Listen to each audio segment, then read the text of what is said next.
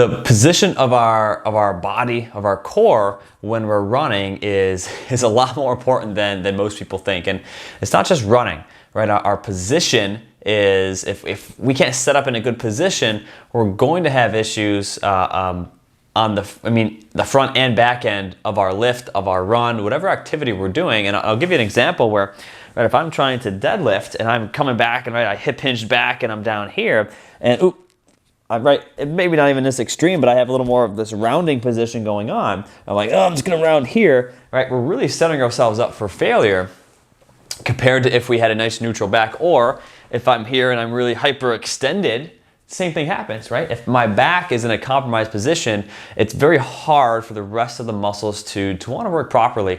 And there's a principle called core to extremity. So when we are moving, even walking, or I go to raise my arm up, my core contracts first, and then my shoulder muscles, and if I was doing a press overhead, my triceps, and then if anything else is moving at the extremities, that contracts later on. So we have to make sure we have a stable position here.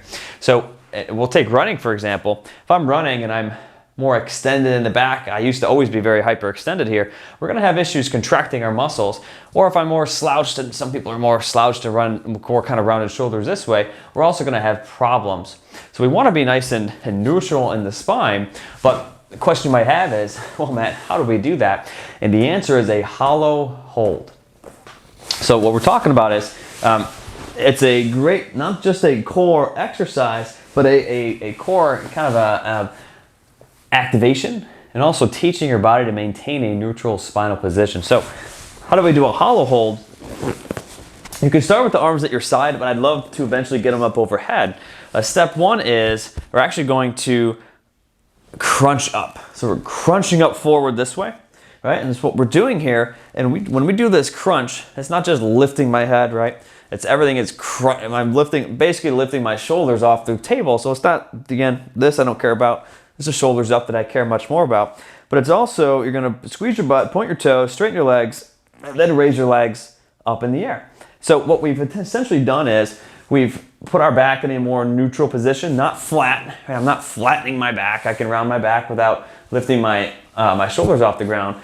But I've put my back in a neutral position and then raised my legs off. So now, right, I'm here, good. My legs are off the ground. I'm in a very, very neutral position in the back. And really working the entire core, but my spine's and my back's in a good position where I'm not hyperextended, I'm not hyperflexed, or I'm not hyper rounded. Very, very neutral, how we want to be when we're running. So if you want, you can have arms overhead, shoulders up, right? Arms up in the air.